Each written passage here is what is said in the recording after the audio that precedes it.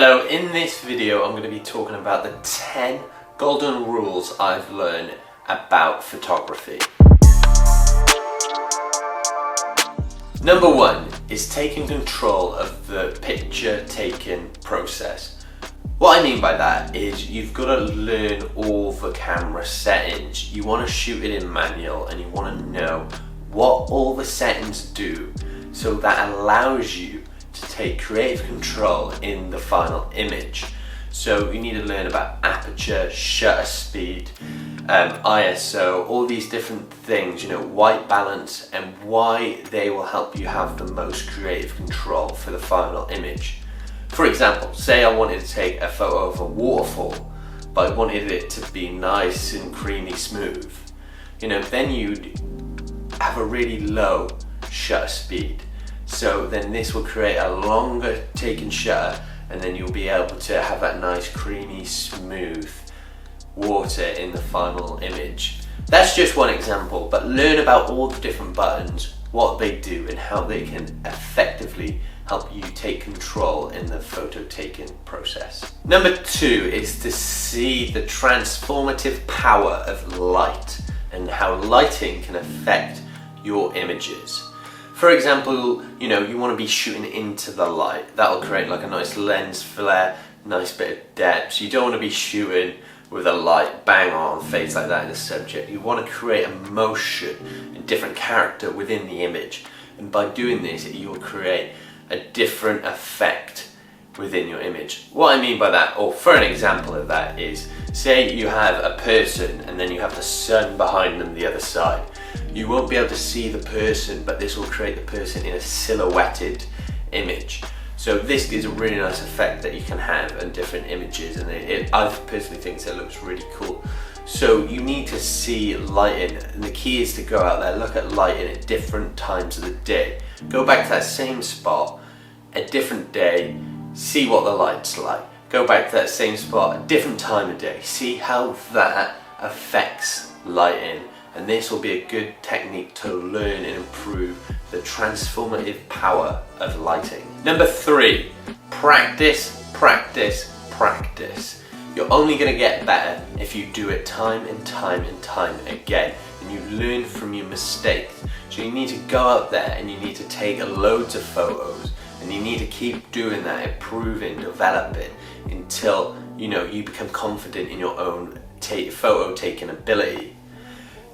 I've recently come across the ancient art of Kaizen, and what this translates to is improving each day by 1%. You don't need to go out there and instantly take amazing photos. You just need to slowly and gradually improve your photo taking ability 1% each day. And over time, you'll see a development within yourself. And this is what it's all about. Practice, practice, practice. Number 4 is you want to research and plan your ideas. So basically, there's a couple of ways you can do this, but a key is Google Maps. And you see a nice image somewhere, you jot it down in Google Maps, bam, this is why I think it'd be nice, So that is a key. You leave it there, you save it, you go back to it. I also use AccuWeather. And what that does is give you an accurate scale of weather during that day, so you know whether it's going to be raining, whether the sun's going to be out, how that will affect it. There's also a good app called, well, it's not an app, it's an online browser, and it's called SunCal. And basically what that does is you can see the trajectory of the sun. So you pin a point on a map and you'll see exactly where the sun will be at that time of the day. So you can use this to effectively plan your image of how you want it to look, so you can turn up at the right time and use the sun as your lighting, and this will how the image will look. Another one, a bonus one I'll throw out there, is one called Windy. If you use drone or drone photographer, Windy is great. It'll tell you whether it's windy, so you can fly your drone basically, and it looks cool. It's a very cool looking map. So yeah, you need to research and plan your photos to create the best ones possible. Number 5 is developing a picture taking routine. And what I mean by that is, you've got to go out every day or every week, and take photos of different things happening. You know, it doesn't matter whether you do it every day or every week. The same time, roughly, or just go out and take photos, you know, but you need to include it in your routine to get good of it. You know, if you create a routine, you'll be more likely to continue doing it and enjoying it. So that is why creating a routine is important, so you can go out there and develop your skills. Even, so say you work a job doing, I don't know, so you're a plumber. You know, you work 9 to 5. So you can only go out at night or first thing in the morning, you know. So you create a routine, you know, one day of the week you go out at the night and take night photos, you know, and you see how light affects it in the night. Or one day you wake up really early before work and you go out, you take a sunrise photo, you know. There's a way around it, but you need to create the routine to develop your skills. Number 6 is you have to have a lot of patience and commit to the image. Say you come up with this photo idea you want to take, you have to commit to it and fully focus your attention onto it and be patient until the right moment comes. You've come up with this elaborate plan, you've researched it, you know where the lighting's going to be. All of a sudden a cloud comes over, it blocks your image. You can't take it, you've planned to get there, you know, things change, things happen all the time. So, you know, you need to be patient and wait for the time to come. And when that time is there, you be ready to snap away. And that is the most important thing. You have to be patient. You know, it's not going to go out there, you know, you're going to spray a million good photos. You know, you have to be patient. And good photos at the moment, with the spread of Instagram and everything, they're 1 in a million. You know, they just, to capture an essence of life, how we see it now, that is what photo taking is all about. And you know, you need to develop a habit to create that within your images. Number 7 is you have to shoot raw files.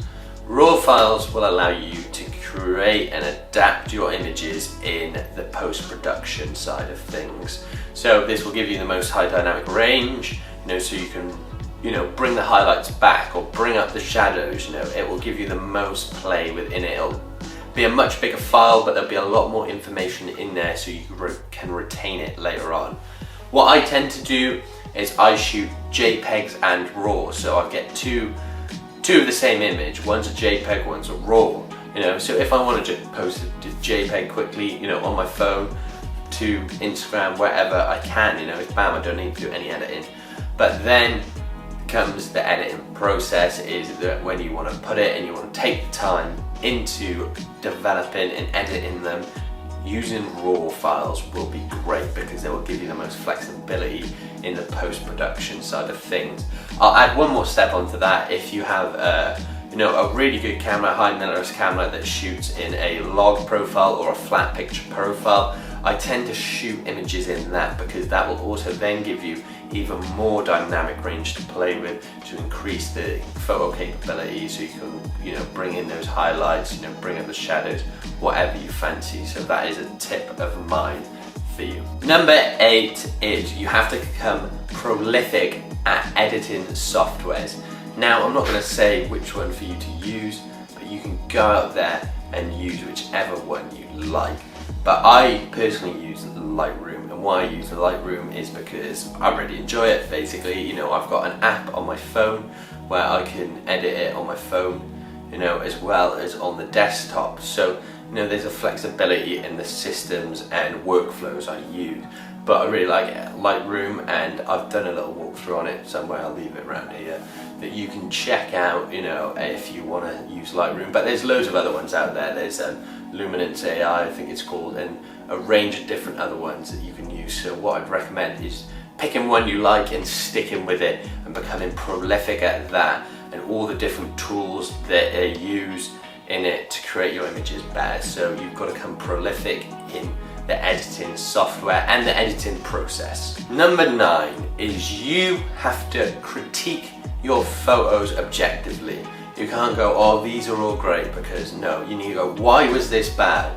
How can I improve this? You want to constantly learning and developing your photos. So look at photos objectively and go, right, how can I improve this? What's wrong with this? Why isn't this sharp? You know, this is a great way to develop your own skills because you'll critique yourself. Also, you want others to critique you, and you don't want to go, oh, this is great, because you want them to be honest and open with you, and you need to be able to take that information and that criticism in to develop your skills. Why wasn't this great? You know, people go, oh, well, that is good.